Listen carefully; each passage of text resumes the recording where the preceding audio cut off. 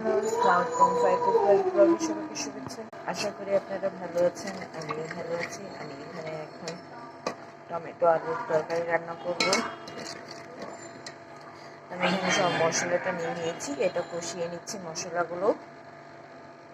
আলু কেটে নিয়েছি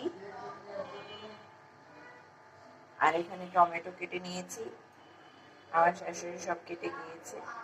আর ওয়েদারের জন্য ভালো মন্দ ওয়েদার আসে, একটু ঠান্ডা একটু গরম, এটার জন্য ঠান্ডা লেগে গেছে।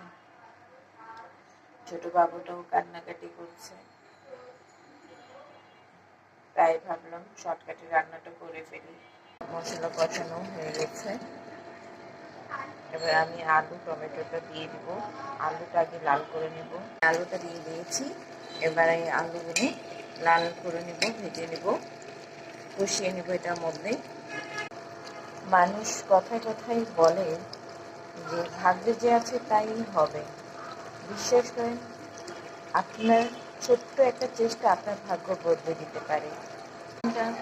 একটা টেবিলের উপরে গ্লাস রাখা, পানির গ্লাস রাখা, আপনি উঠেই আপনাকে মুখে নিতে হবে। আপনি চলে আসবেন আপনার সামনে সেই গ্লাসটা।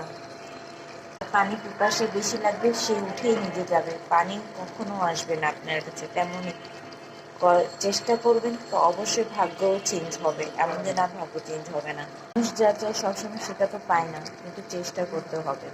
হয়তো ভাগ্য আপনাকে মিলিয়ে দেই। হয়ে গেছে, এখন আমি টমেটোটা দিয়ে দিব।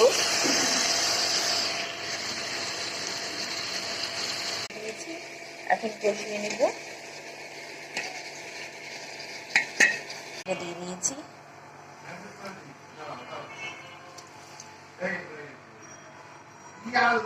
এখন ঢাকনা দিয়ে দিব। কিন্তু আলু সিদ্ধ হবে। আজকে টমেটো আলুর তরকারি হয়েছে,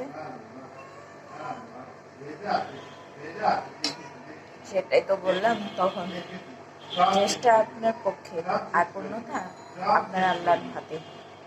আপনি চেষ্টা করে যান, পূর্ণতা আপনার পক্ষে আল্লাহ দিয়ে দেবেন।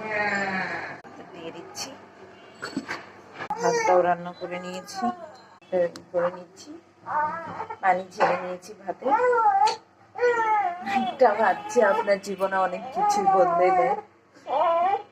মাশাআল্লাহ, বাবা নিয়েছিল অনেকক্ষণ, এখন আর থাকবে না।